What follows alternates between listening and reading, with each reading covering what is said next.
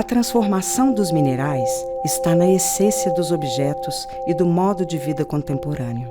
A mineração produz a matéria-prima presente em quase todos os produtos que utilizamos hoje e que vamos fabricar no futuro. E para a Anglo-América, a mineração existe para melhorar a vida das pessoas em todos os sentidos. No Brasil, produzimos minério de ferro em Minas Gerais e níquel em Goiás. Em 2014, o Sistema Minas Rio foi inaugurado. Essa operação integra todas as etapas: lavra, beneficiamento, transporte por mineiroduto e embarque no Porto do Açu. Em Goiás, temos operações nas cidades de Barro Alto e Niquelândia, onde produzimos ferro-níquel, material utilizado para a fabricação de aços inoxidáveis. Temos como meta sermos líderes globais em mineração sustentável. Isso significa, por exemplo, sermos uma empresa que colabora com a construção de comunidades prósperas, com foco em educação e saúde, e com um meio ambiente saudável, buscando reduzir o uso de água e as emissões de carbono nas operações. E assim, com compromisso e transparência, oportunidades e possibilidades de crescimento são criadas para todos os municípios e regiões que hospedam nossas operações. Anglo-América, mineração e pessoas que fazem a diferença. Era Belo Horizonte e o ano era 1906. Foi em 20 de março que nasceu a Farmácia Mineira. Pouco tempo depois, um jovem empreendedor chamado Modesto Araújo foi contratado para ser balconista da farmácia. E não tardou muito para que ele comprasse a farmácia e a transformasse na Drogaria Araújo.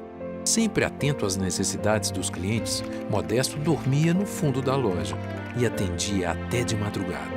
A garantia de estoque também era uma das suas preocupações. Quando algum item faltava, mandava buscar o produto que fosse, mesmo nos concorrentes. Desde os tempos remotos, a Araújo já demonstrava sua vocação para drugstore, oferecendo um mix cada vez maior de produtos e serviços.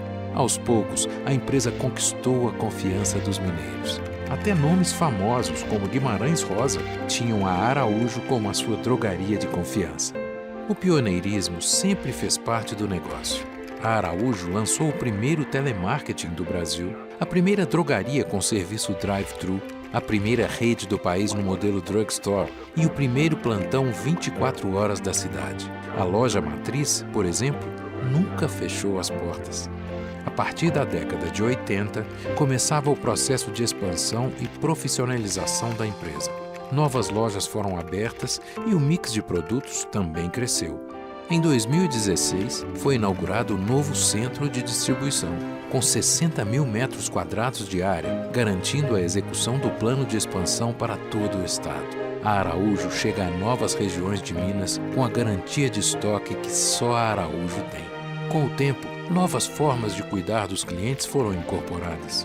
Em 2018, foi criada a Miol, marca exclusiva com grande variedade de produtos e preços competitivos. Os serviços farmacêuticos ficaram mais completos, com programas de promoção da saúde, testes rápidos e vacinas. A manipulação de medicamentos também ganhou força, bem como a venda de medicamentos especiais. O site, o app e a presença nos principais marketplaces levou a Araújo mais longe, com entrega para todo o Brasil. E o Clique Retire trouxe agilidade e comodidade para nossos clientes. Isso é o que faz a Araújo presente na vida dos mineiros, sendo sinônimo de variedade, conveniência, agilidade e, o mais importante, confiança. Onde você estiver, pode ter certeza, tem sempre uma Araújo perto de você.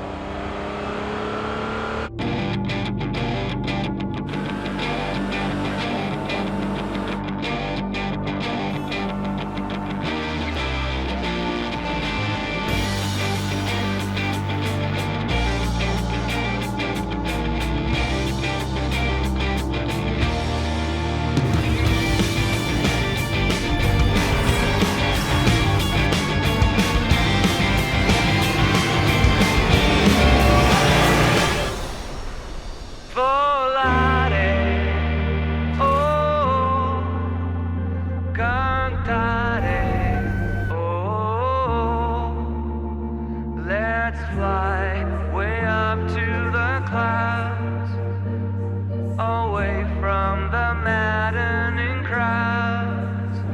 Volare, oh, cantare, oh, let's fly way up to the clouds, away from the maddening crowds. Um pequeno passo para a humanidade. Um salto gigantesco para os SUVs.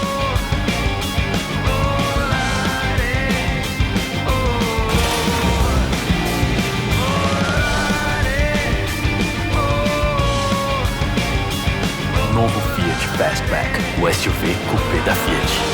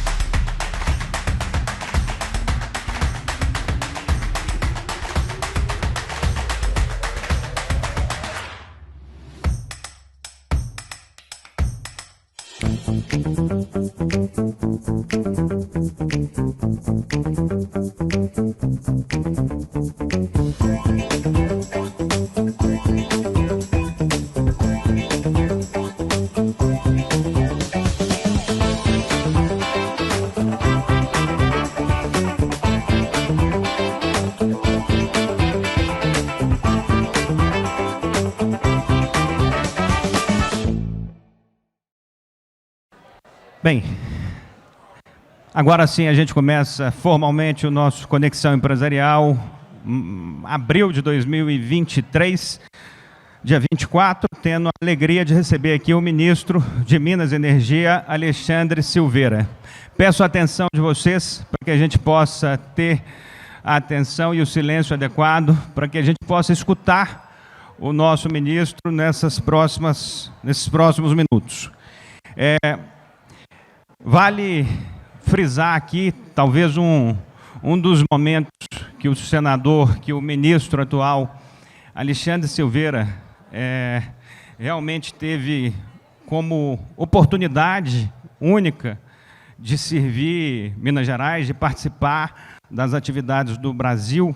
Eu vou falar um pouco sobre a história dele, as passagens que compõem a trajetória do ministro Alexandre Silveira, mas certamente a última passagem dele foi uma das mais importantes. Ao ser suplente do senhor Antônio Augusto Anastasia, e nos últimos minutos ali, nos últimos meses, nos últimos anos, ele assumiu o posto do senador Anastasia quando o mesmo foi ser ministro do Tribunal de Contas da União.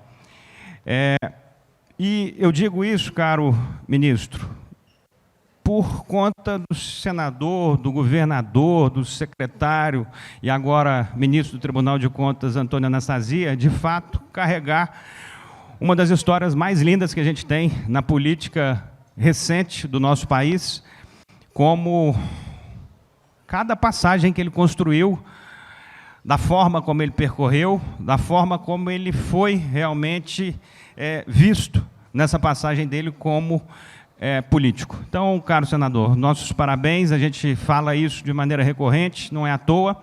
Agradeço também a presença aqui do caro prefeito Fuad Noma, prefeito de Belo Horizonte, a quem peço uma calorosa palmas para recebê-lo.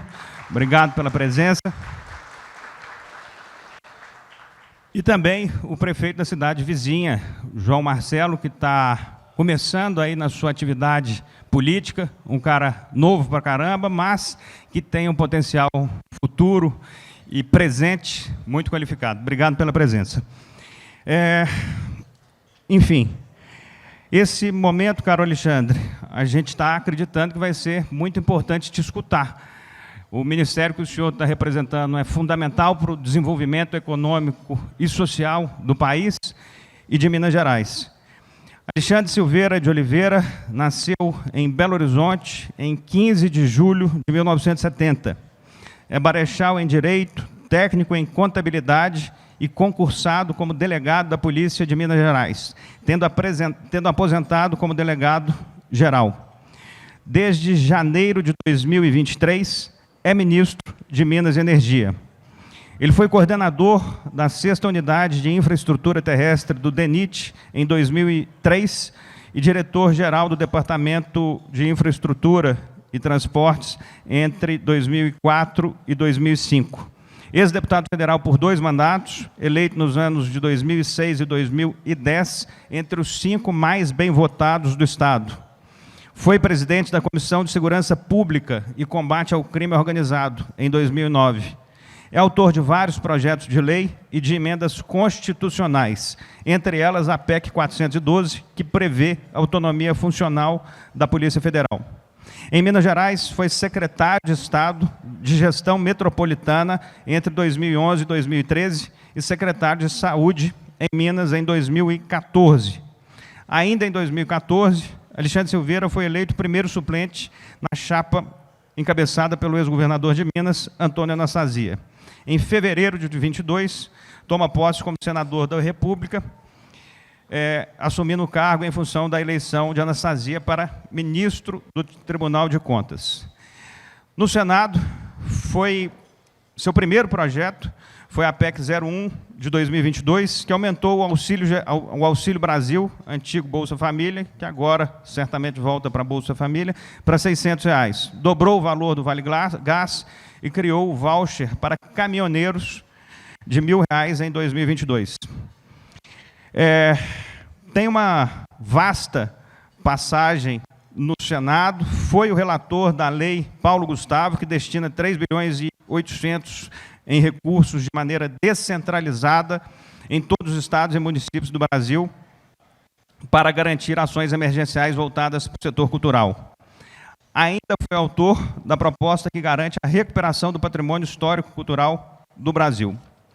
Na área de segurança, foi autor do projeto que cria o crime de rixa em decorrência de eventos esportivos para punir com mais rigor aqueles que levam insegurança às ruas e aos estádios em dias de jogos. Foi relator do projeto de lei que proíbe o uso da tese de defesa da honra para atenuar penas e absolver autores de crimes de violência doméstica, especialmente o feminicídio. É presidente do PSB em Minas Gerais e foi secretário-geral nacional do partido.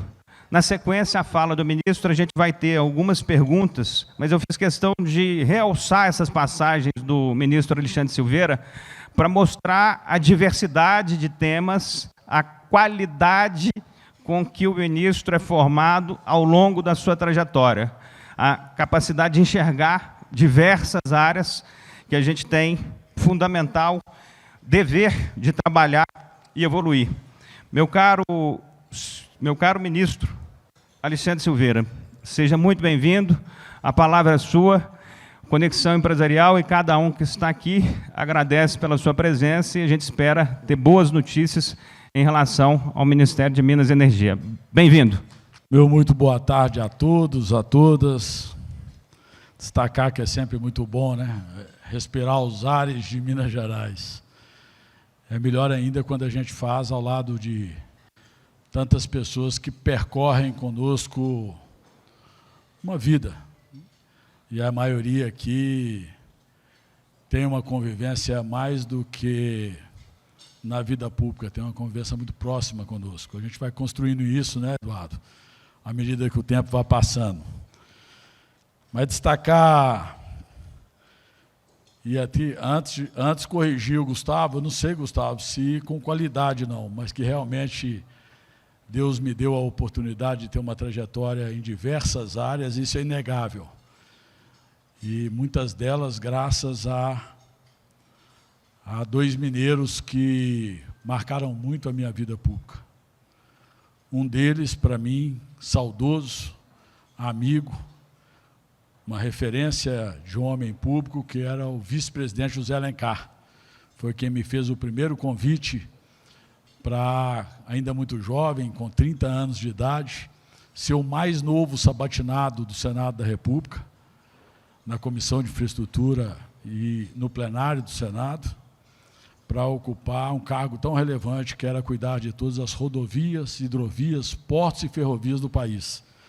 Na época, nós tínhamos lá o senador Azeredo, cerrando fileiras na Comissão de Infraestrutura. E o outro, aquele que se tornou uma das maiores referências do Brasil na gestão, na probidade, na forma humilde e amiga de ser de todos nós, que é uma referência que ultrapassa muito os limites do nosso Estado, que é o meu querido amigo professor Anastasia. Alegria muito grande tê-lo.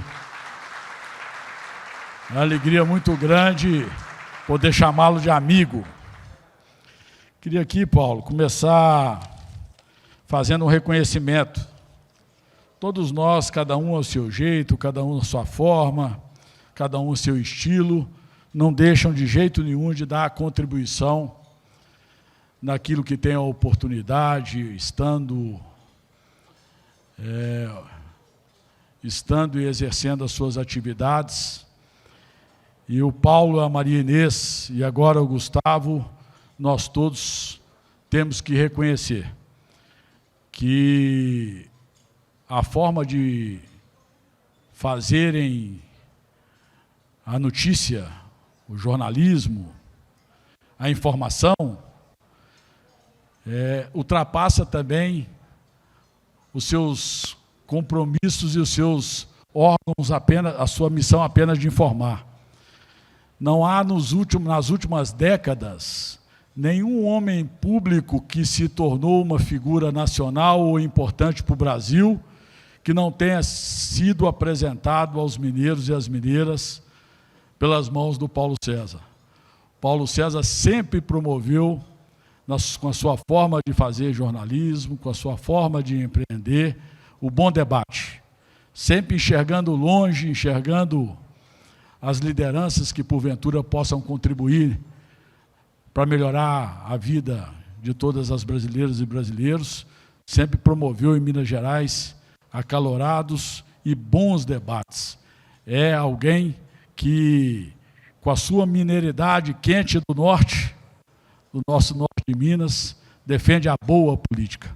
A política do diálogo, a política da convergência, a política que debate os problemas reais da sociedade e que busca, de forma incansável, soluções para esses problemas.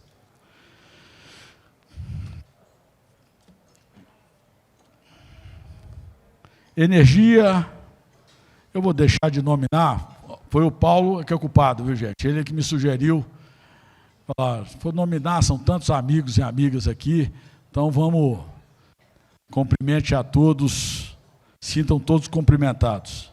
Energia e transporte são pilares do desenvolvimento. Como disse o nosso querido Juscelino Kubitschek. Por meio das inúmeras fontes de energia limpa e renovável, vamos, sem dúvida, promover segurança energética, segurança alimentar e um modelo de mineração sustentável. Eu costumo dizer que governo que quer dar certo, professor, é aquele que não tem tabus, que se dispõe a colocar na mesa todos os temas, independente das divergências, para construir caminhos.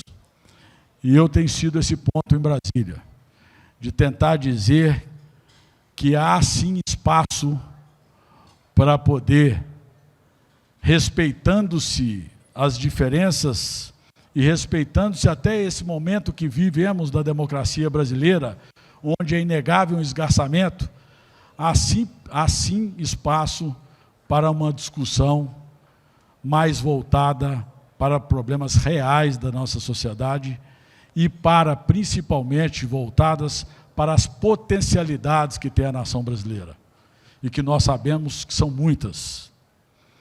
Por isso, agradeço ao amigo Paulo César de Oliveira, ao Gustavo e a todos do Conexão Empresarial pelo evento.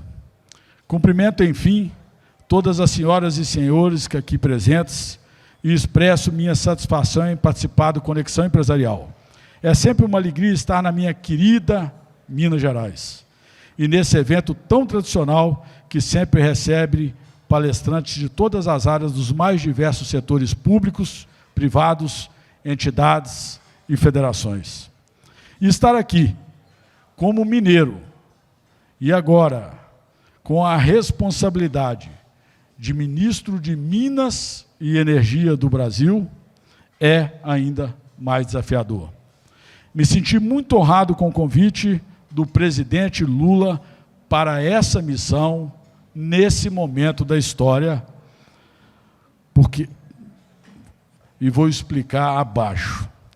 Assumi o Ministério de Minas e Energia consciente da imensa responsabilidade que é liderar um dos setores tão estratégicos da economia e da vida das brasileiras e dos brasileiros, como o setor elétrico, o setor de óleo e gás e o setor mineral.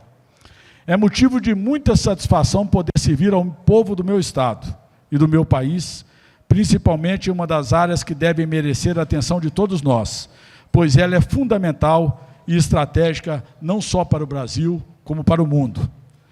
Nossa principal meta é estruturar as políticas públicas necessárias para colocar o Brasil como líder mundial da transição energética. Não há um ministro sequer que hoje,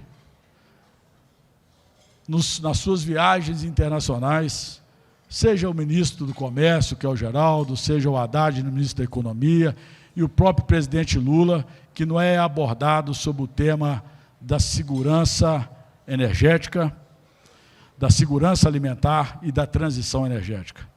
A guerra da Rússia com a Ucrânia trouxe esse tema a um forte debate.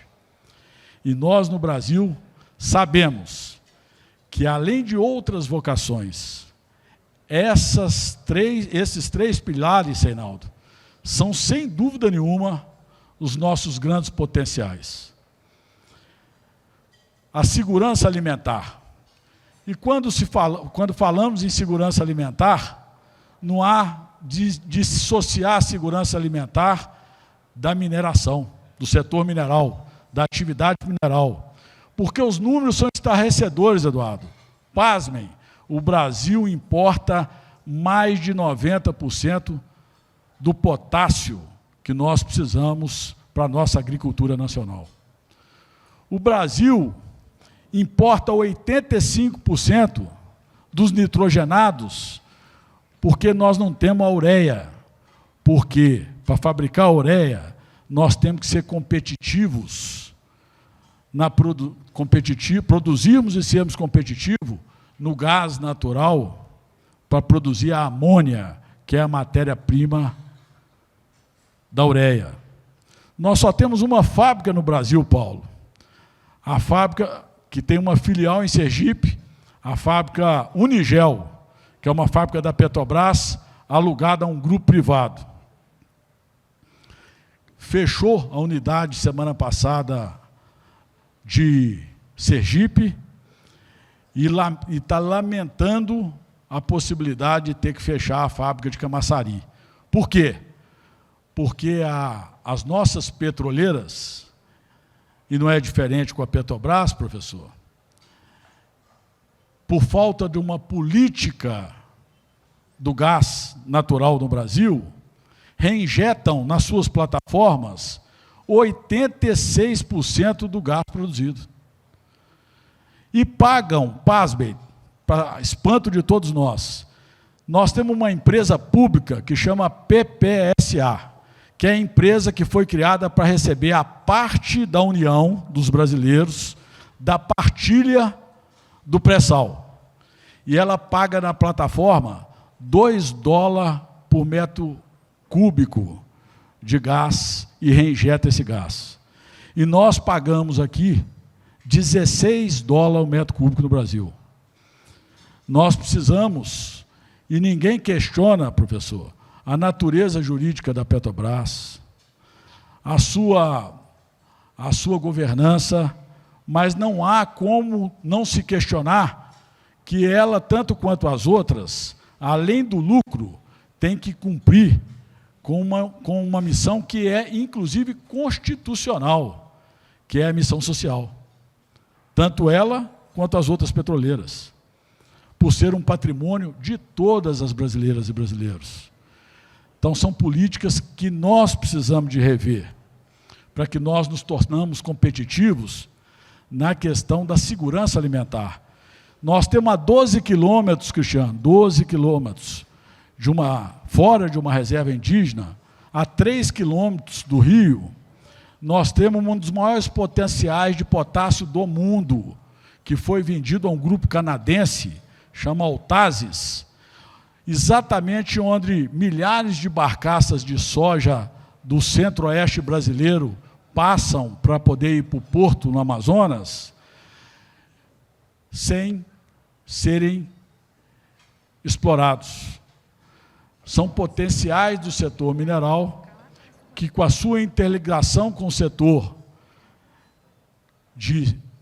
essencial da segurança alimentar, precisam ser destravados e explorados no Brasil. Nossa principal meta é estruturar as políticas públicas necessárias para colocar o Brasil como líder mundial na transição energética. Ninguém nega as nossas potencialidades. Agora, onde nós discutimos, e para nós ainda pode ser longe, mas para o ministro de Minas e Energia e sua equipe, que tem andado o mundo e conversado com o mundo, a questão do hidrogênio verde é uma realidade próxima. Para a nossa indústria, para a reindustrialização nacional e para a geração de divisas e exportações dessa nossa riqueza. Nós vivemos agora uma grande bonança hídrica, exatamente nesse momento. Uma bonança que é o inverso do que nós vivíamos há 2 anos atrás, quando nós tivemos à beira de um racionamento energético. O Reinaldo viveu isso de perto. Por muito pouco, nós não tivemos um apagão no Brasil há menos de 2 anos atrás. Agora nós vivemos ao contrário. Nós estamos vertendo água em Itaipu. Depois de 11 anos, nós estamos vertendo água em Furnas. Depois de 11 anos, Furnas está na sua cota máxima, vertendo água. E nós temos que procurar meios para poder equilibrar segurança energética, suprimento energético com modicidade tarifária. Para isso, eu tive a alegria de poder assinar uma portaria autorizando a exportação de energia elétrica para o Uruguai e para a Argentina, que estão necessitados agora, e esse mês o consumidor brasileiro recebeu 550 milhões de reais de modicidade tarifária, graças a essa possibilidade de exportação para esses 2 países. Mas com o hidrogênio verde será ainda mais próspera essa questão, porque nós vamos poder literalmente armazenar a energia. Será uma verdadeira revolução no país.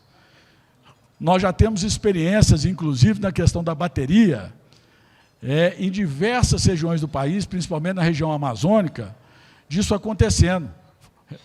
Energia fotovoltaica com bateria. Eu brinquei na reunião anterior que eu lembro do celular, o primeiro celular que eu ganhei, aquele celular Elite. Parecia mais uma arma, né? Porque tamanho e tal. Então, as baterias hoje ainda são aquilo, são baterias grandes, mas já tem um projeto da ISA-CETEP em São Paulo, que eu fui visitar, um projeto que essas baterias, Fuad, elas guardam 30 megawatts de energia para picos. Então, nós vamos ter, em breve, condição de armazenar a energia através de hidrogênio verde. E isso será para nós uma grande revolução nas energias renováveis no Brasil, que, diga-se de passagem, tem como protagonista aqui em Minas um parlamentar que estava presente, eu acho que eu vi ele, o deputado Gil Pereira, que revolucionou a sua região, o norte de Minas, com a energia solar. A transição energética é um dos principais eixos do programa de investimentos estratégico do governo do presidente Lula e vai ser também um grande motor para a reindustrialização e para o desenvolvimento social e econômico do país. Não é por acaso que a transição energética é o assunto mais debatido no mundo hoje, que tem passado por uma verdadeira revolução energética mundial. E também não é por acaso que o Brasil tem papel de destaque nessa revolução.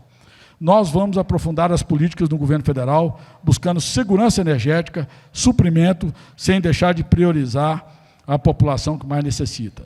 O mundo vai precisar de aproximadamente 3 bilhões de toneladas de minerais para produzir todo o aparato necessário para a transição energética, com torres eólicas e os painéis solares.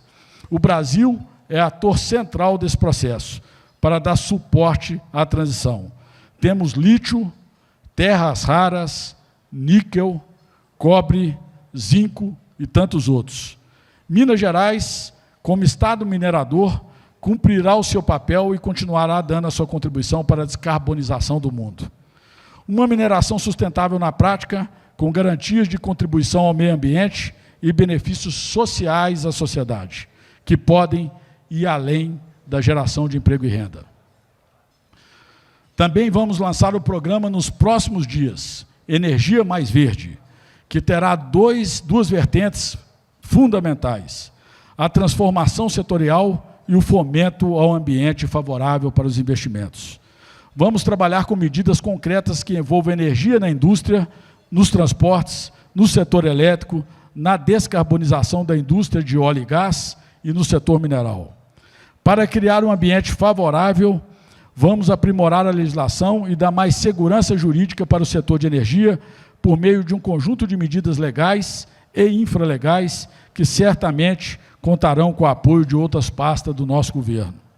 Estamos estudando a utilização de créditos tributários para incentivar investimentos em projetos de transição energética.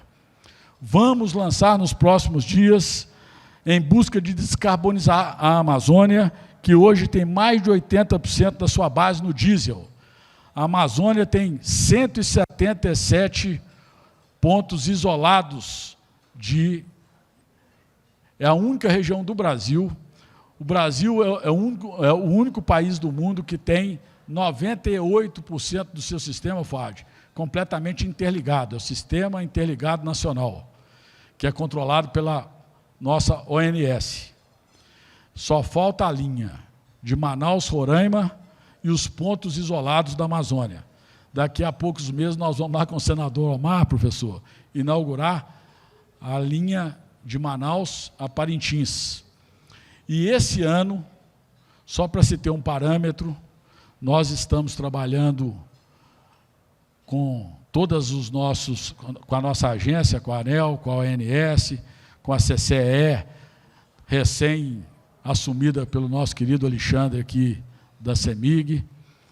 Nós estamos trabalhando para poder, só para se ter um parâmetro, o orçamento do Ministério do Transporte ano passado, Eduardo, foi 7 bilhões de reais. Nós estamos preparando leilões de linha de transmissão, e eu estou dizendo isso porque falei com o Flávio lá na FIENG, há 2h30 atrás, a importância que isso tem para Minas, para o nosso setor siderúrgico, para o nosso setor de mineração, o quanto que Minas pode ser protagonista nisso.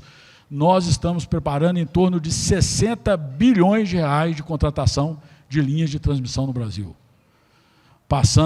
perpassando por todo o Nordeste brasileiro e chegando aqui em Minas Gerais. Ainda no foco da melhoria e modernização, o MME já encaminhou à ANEEL uma série de relatórios para a realização dos próximos leilões de instalação de linha de transmissão de energia elétrica no país. O conjunto de obras recomendados pelos estudos já foram publicados e somam 60 bilhões de investimentos necessários, envolvendo mais de 15 mil quilômetros de linha de transmissão e 13 novas subestações, ampliando em cerca de 70% a capacidade do sistema elétrico de conectar novos projetos de geração renovável com foco na região Nordeste. Serão 9 lotes nos estados da Bahia, Espírito Santo, Minas Gerais, Pernambuco, Rio de Janeiro, São Paulo e Sergipe. Será dada especial atenção para o sistema de transmissão e de distribuição para o aproveitamento dos recursos naturais do estado de Minas Gerais. O norte de Minas será o grande produtor de energia limpa do nosso estado, hoje já do Brasil, e abastecerá todo o país. Também vamos concentrar esforços para modernizar o nosso parque de geração, investindo em tecnologia e na otimização da gestão, mas sempre olhando para o equilíbrio entre modicidade tarifária e confiabilidade no suprimento. Estamos trabalhando para que questões estruturais, como a abertura de mercado, seja feita de forma justa e equilibrada. Não vamos ampliar as distorções do setor. E aqui eu aproveito esse tema e a presença do Reinaldo, que tem contribuído muito nessas discussões, para dizer que nos últimos anos, e não poderia ser diferente, era importante os incentivos às energias limpas e renováveis. E continuam sendo, porque eu acabei de dizer que nós estamos às portas do hidrogênio verde. Então, nós temos que continuar estimulando. Mas esses estímulos não podem criar uma distorção que, de fato, vem acontecendo, que é a classe média baixa e os mais pobres pagarem a conta pelo mercado livre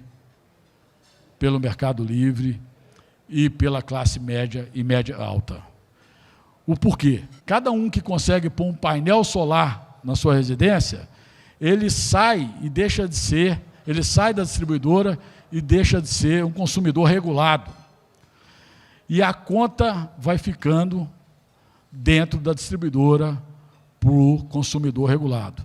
Só para se ter um parâmetro, números checados semana passada, o consumidor regulado, o consumidor do Jequitinhonha, do norte de Minas, dos nossos aglomerados, pagam hoje em torno entre R$ 650 e R$ 800 reais o megawatts para a CEMIG.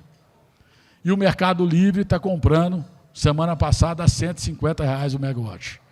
Uma verdadeira distorção do setor elétrico, que é complexa de ser resolvida. O porquê? Só de eu falar isso aqui, tenho falado isso por onde tem passado, é 3 dias de coro na mídia nacional. Por quê? Porque não tem como não se sentar na mesa, não se colocar os números e não buscar a solução através do diálogo e da convergência. E o cobertor é um só, não é isso mesmo, Reinaldo? Nós precisamos puxar esse cobertor para poder tentar minimizar o frio daqueles que mais precisam e estão pagando a conta sozinho. Esse é um desafio que nós vamos precisar de contar com todos, em especial os formadores de opinião, para que isso possa ser realmente solucionado da melhor forma. E nós vamos ter uma grande oportunidade agora, que nós estamos discutindo a renovação das concessões de energia elétrica no Brasil. E o professor Anastasia conhece bem do tema, é bem sensível ao tema. Nós vamos debater muito com o Tribunal de Contas da União, para que a gente aproveite essa oportunidade, não só para buscar mais eficiência das distribuidoras, porque é muito importante, sim, que a gente melhore e modernize o setor de distribuição no Brasil. Mas quando a gente está falando em distribuição, nós estamos falando apenas na alta tensão. Nós precisamos de melhorar a baixa tensão, a média tensão. Então, nós precisamos, por exemplo, melhorar a qualidade das distribuidoras para que mineiros do nosso agronegócio, lá do nosso noroeste, não reclamem tanto da CEMIG na questão da energia, da falta de energia, para poder instalar um pivô. Eu estou citando a CEMIG, mas isso também acontece com a Coelba, isso acontece lá com a Equatorial, lá em Goiás, que foi trocada agora exatamente por isso, era a Enel e foi trocada pela Coelba, porque nós precisamos melhorar a qualidade do serviço das nossas distribuidoras. E o momento de fazer esse bom debate, professor, melhorar, estudar o espaço para a contrapartida social e diminuir as distorções do setor elétrico é agora, período das concessões. E eu até reconheço, Reinaldo, o quanto que o setor de distribuição é penalizado no setor elétrico. Se eu pudesse dizer qual que é o patinho feio do setor elétrico, são as distribuidoras. Mas, para nós, do poder público, são as mais importantes. Por quê? São as distribuidoras que têm contato com a sociedade, que estão no dia a dia das pessoas. As transmissoras não. Fazem um investimento de longo prazo, recebem por essa concessão 30 anos.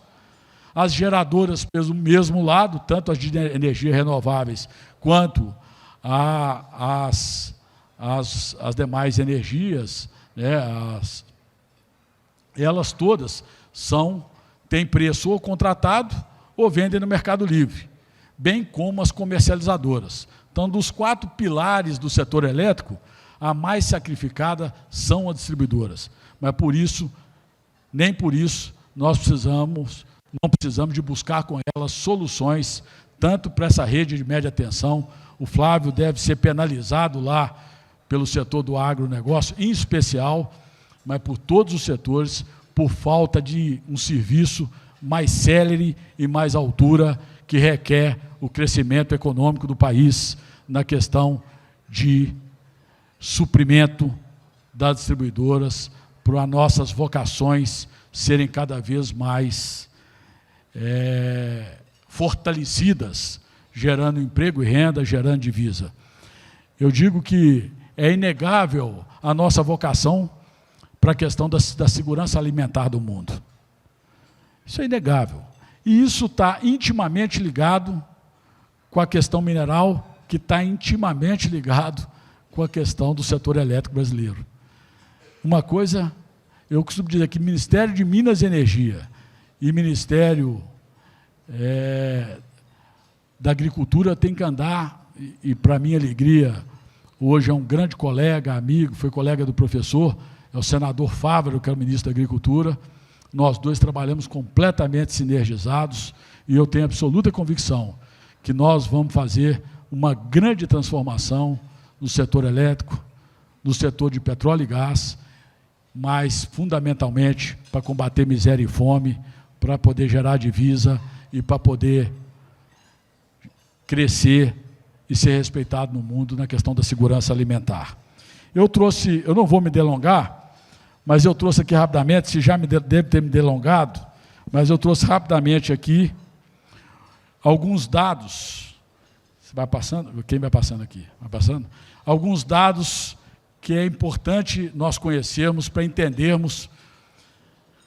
E só fazendo um parênteses, eu fui entender, professor, e falei com o presidente Lula na segunda semana, depois de ter assumido o ministério, por que os mineiros, nós mineiros, principalmente nós que fazemos vida pública, sempre defendemos a divisão do Ministério de Minas e Energia. Porque o setor elétrico nacional e o setor de petróleo e gás, ele é tão pungente, tão forte, que ele sempre relegou muito o setor mineral. E é algo que nós estamos buscando resgatar. Eu acho que o grande legado, dentre outros, que nós podemos deixar, além das energias limpas, renováveis, comodicidade tarifária, segurança energética e um equilíbrio maior no setor elétrico nacional, além do reconhecimento de que as empresas, em especial a Petrobras, como petroleira, tem que ser uma empresa que tem que ser vista e tem que ser cobiçada pelos seus investidores como uma empresa perene de longo prazo e não pelo investidor especulativo somente, não o investidor que quer apenas investir nela para poder resgatar no mesmo ano resgatar o mesmo ano as suas participações, nada contra esse investidor, mas o investidor seguro é aquele investidor, o fundo canadense, que quer pagar daqui a 40 anos, quer pagar lá a aposentadoria de quem trabalhou lá, dos seus aposentados. Então, são fundos seguros.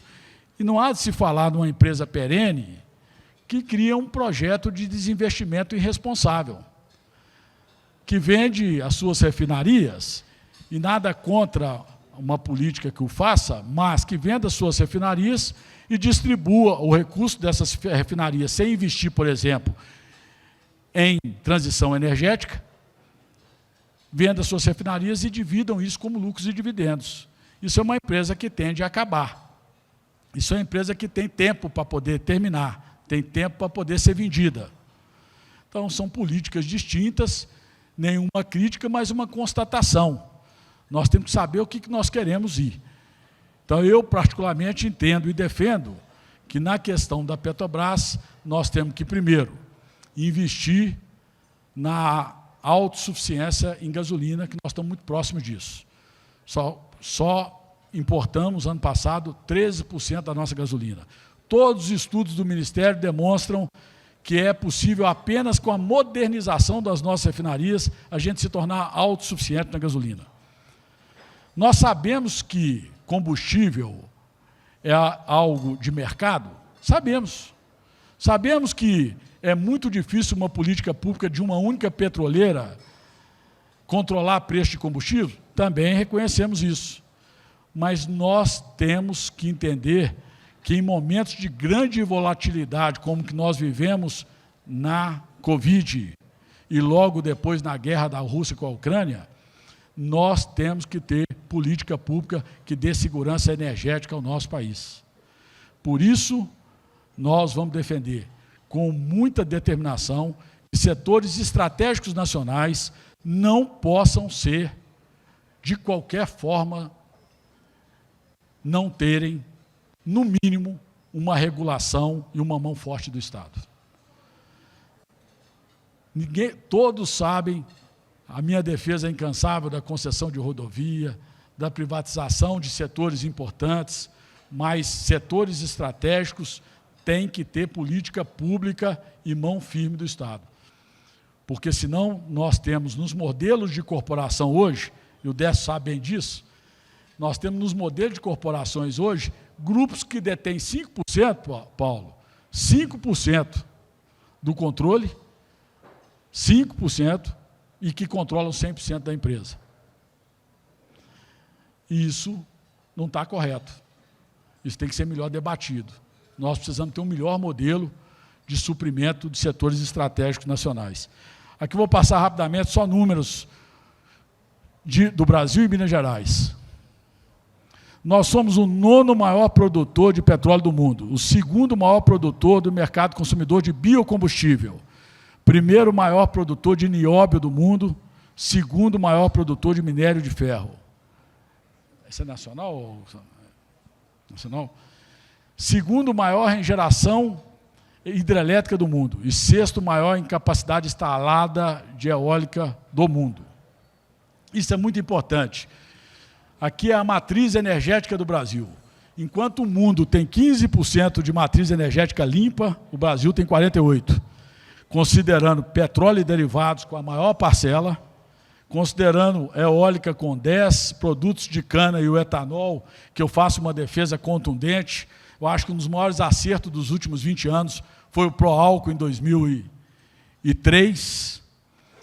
Eu acho que nós temos que ampliar a participação do etanol no Brasil, como projeto de descarbonização, projeto de captação de carbono, projeto de maior aproveitamento da nossa vocação, que é a produção rural. E nós temos que ampliar o álcool. Hoje nós estamos aqui, o mar está aí, nós estamos aqui exportando a nossa tecnologia para o mundo. Estamos discutindo com a Índia, que é um dos maiores e mais promissores do mercado do etanol. Estamos discutindo fortemente com a Índia a participação do Brasil no mercado indiano. Então, nós temos uma matriz energética 48-15 do ponto de vista de limpeza. Vamos lá. Agora, matriz de energia elétrica. Nós temos 85% da nossa matriz limpa, contra 28% no mundo. E só não vai passar de 90%, Cristiano, Fernando, porque nós temos que considerar a questão da segurança energética. Então, nós precisamos ter a matriz energética, as fontes energéticas limpas, principalmente a eólica e a solar, nós sabemos que são fontes intermitentes. E também a hídrica, que é fio d'água, que é aquela que nós não temos nossos pulmões energéticos, como o caso de Furnas, Três Marias, Chesf, Itaipu. A que é fio d'água são matrizes intermitentes. Mas nós precisamos, para o suprimento energético, para a segurança energética, energia firme, que são as energias hidrelétricas e as térmicas. Hoje, muitas ainda a carvão mineral, outras a gás, por isso o suprimento de gás é fundamental para o Brasil.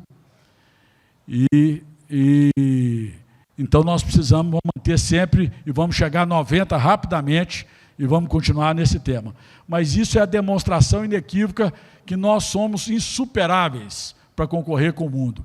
E mais do que isso, e aqui eu quero dar aqui um testemunho muito interessante de quem vive os bastidores do poder. Foi algo que me deixou extremamente feliz, foi a recepção ao chanceler alemão pelo presidente Lula. A conversa ia muito bem até se tocar na matriz energética. Porque o mundo inteiro defende, com razão, com propriedade, é importante, é necessário, mas tem um preço a gente manter uma matriz energética tão limpa para poder contribuir com o mundo. Tem um preço a gente manter a nossa Amazônia tão intacta, e nós queremos que ela se torne ainda mais intacta, acabando e descarbonizando a Amazônia, acabando com as nossas usinas a óleo, transformando em energia limpa a bateria, mas nós temos que ser reconhecidos por isso na União Europeia, pelos Estados Unidos. Há de se ter contrapartida, porque senão o discurso fica muito fácil. Senão o discurso diplomático fica muito fácil. Nós vamos manter, mas nós só contribuímos para poder manter a árvore, para poder manter... Ótimo, excepcional. Mas nós precisamos tirar 25 milhões de brasileiros da Amazônia que vivem em estado de miséria. Nós precisamos de fazer a transição também social nesse país. E nós todos reconhecemos essa necessidade. Senão nós vamos viver ilhas. Pode passar. Vamos lá. Os investimentos nesses três setores contribuem, sem dúvida nenhuma, com mais de 50% do PIB do país. Setor de exploração e produção de petróleo, de gás natural, derivados de petróleo e biocombustível. Nos próximos, até 2032, nós teremos 2,730 trilhões de reais de investimento.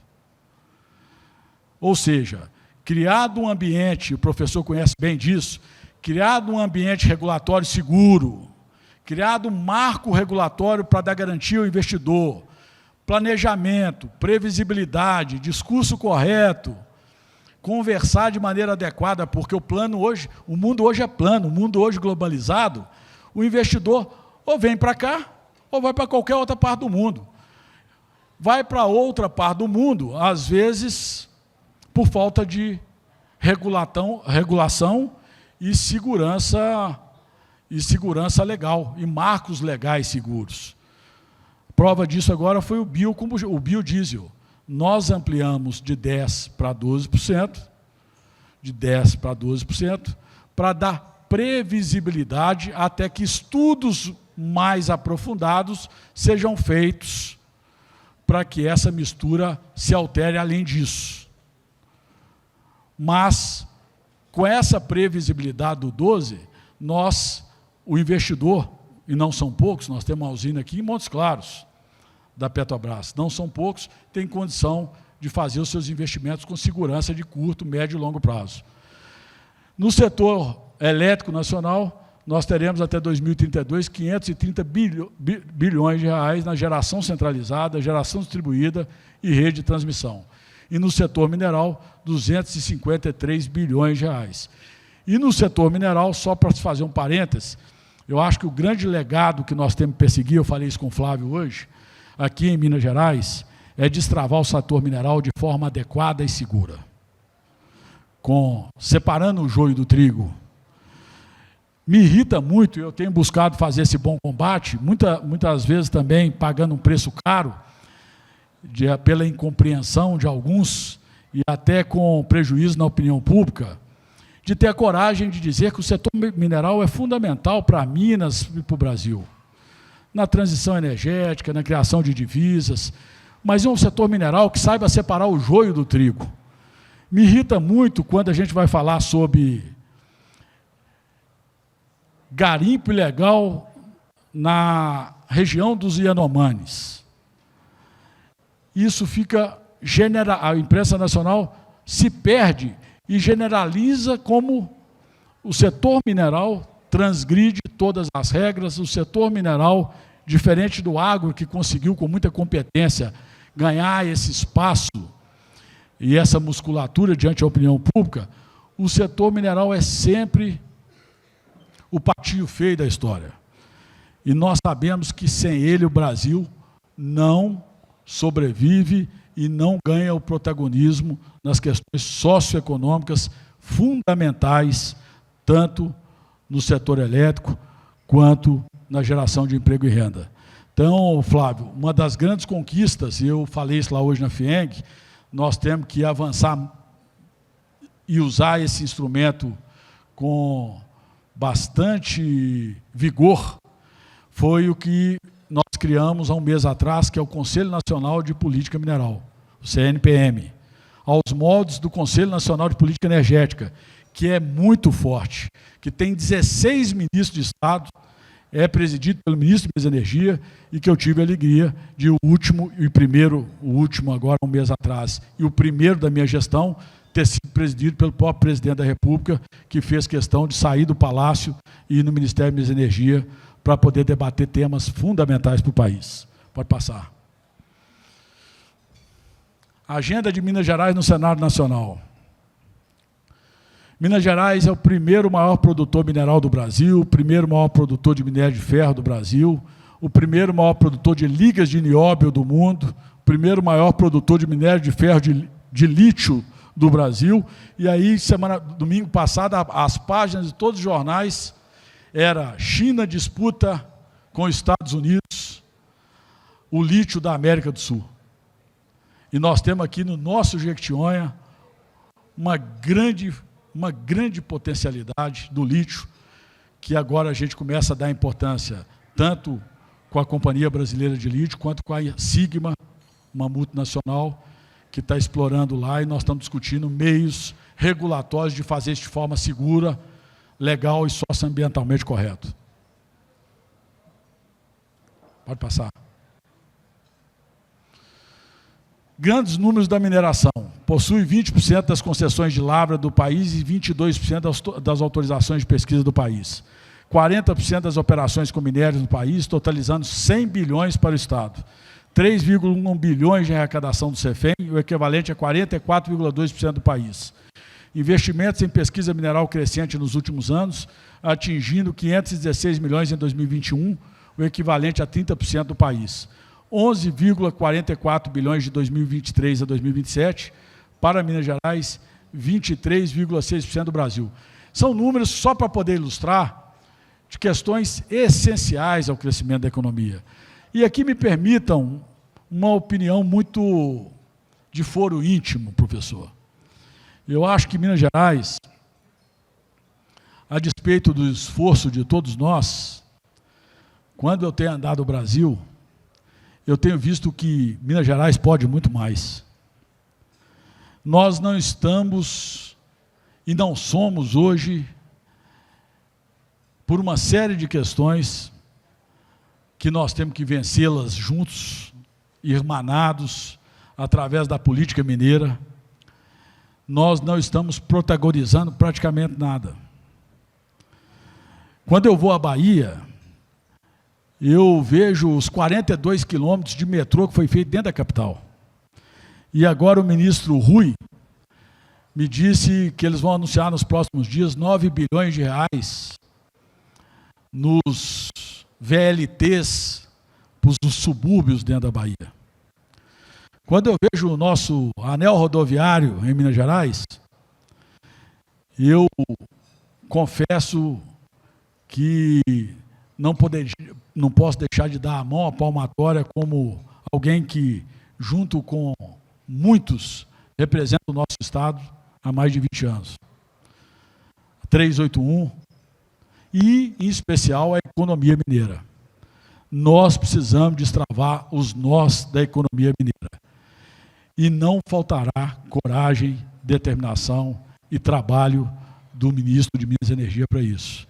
Se há um legado que eu acho que é possível construir, junto com a lucidez e a liderança do presidente Lula, junto com o governador do Estado, junto com a nossa Assembleia e junto com a sociedade civil organizada, com o nosso empresariado, é a gente fazer a nossa economia crescer, é fazer o nosso Estado se desenvolver, é gerar emprego e renda que ninguém em sã consciência pode achar que não é a única forma sólida e consistente de se combater desigualdade. Os programas sociais são fundamentais e imprescindíveis para combater fome, miséria, que é uma realidade. Só não conhece quem não anda em Minas e não anda no Brasil. A fome campeia e campeia forte ainda no Brasil. A única forma, de forma consistente, de afastá-la da nossa realidade é gerando emprego e renda. Por isso, contem sempre conosco com a visão de um país mais próspero, mais justo, mais fraterno, através do trabalho de todos nós. Muito obrigado.